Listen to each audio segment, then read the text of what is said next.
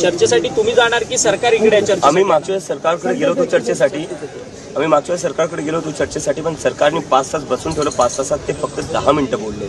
तर त्यांनी एका प्रकारे आमचा पूर्ण टाइम वेस्ट केलेला आहे. आता जर सरकारला चर्चा करायची असेल तर ही सरकारच्या घरी होणार नाही. आता ती जंतर परंतु दिपकेजी, या आंदोलनामध्ये अनेक वेगळ्या शक्ती देखील घुसलेल्या आहेत. तुमचं आंदोलन बिघडवण्याचं काम करतात आहेत आणि या सगळ्या आंदोलन बिघडवत असताना पोलिसांचा देखील सौम्य लाठीचार्ज जो आहे तो आंदोलकांवरती होताना पाहायला मिळतो. काय सांगाल या संदर्भात? जे लोक इथं उत्मात करतात, पोलीस त्यांना काही करत नाही. 12-12 वर्षांच्या मुलींवर लाठीमार करतायत. ते 15-15 वर्षांच्या मुलींचे कपडे फाडून त्यांना मारतायत.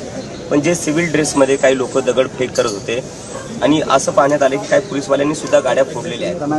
तर सिव्हिल ड्रेसमधल्या पोलिसांनी गाड्या फोडल्या, त्याची व्हिडिओ आलेली आहे. तर पोलीस कुठं ना कुठं कॉम्प्रोमाइज आहे. पोलीस कुठं ना कुठं जे बाहेरून गुंडे येत आहेत त्यांच्यासोबत मिळून ते फुटेजला डिस्टर्ब करायचा प्रयत्न करतात. दिपकेजी, महाराष्ट्रात देखील मोठ्या प्रमाणात आंदोलन होताना पाहायला मिळतं. मुंबईमध्ये राज ठाकरे, आदित्य ठाकरे किंवा अमित ठाकरे हे सगळेजण आता आंदोलनात सक्रियपणे सहभागी होतात आहेत. आंदोलक मुलांच्या पाठी उभे राहतात आहेत.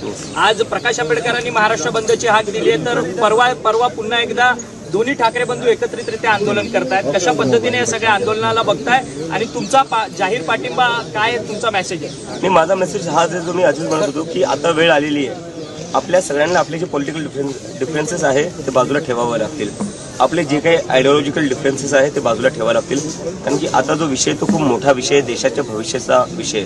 जर आज आपण एकत्र येऊन आवाज नाही उठवले किंवा आंदोलन नाही केलं तर ह्या देशात वाचवण्यासारखं काही राहणार नाही. मुलांचं भविष्य वाचवण्यासारखं. मुख्यमंत्री देवेंद्र फडणवीस म्हणतात की मुलांच्या खांद्यावरती बंदूक ठेवून हा सगळा आंदोलनाचा प्रकार सुरू आहे आणि फेसलेस आंदोलन अशा पद्धतीची टीका करतात. मुख्यमंत्री फडणवीसांना माझी एकच विनंती आहे, तुमच्या घराच्या 500 मीटरवर आकांक्षा चतुर्वेदीने आत्महत्या केली. पहिले तिच्या घरी जा साहेब, तिच्या घरी जाऊन भेटा. तिचे आईवडील आजही म्हणतायत की आमच्याकडे सरकारचं कोणीच नाही आलेलं आहे. तर तुम्ही तुमचं काम आधी नीट करा, नंतर दुसऱ्यांना घ्या.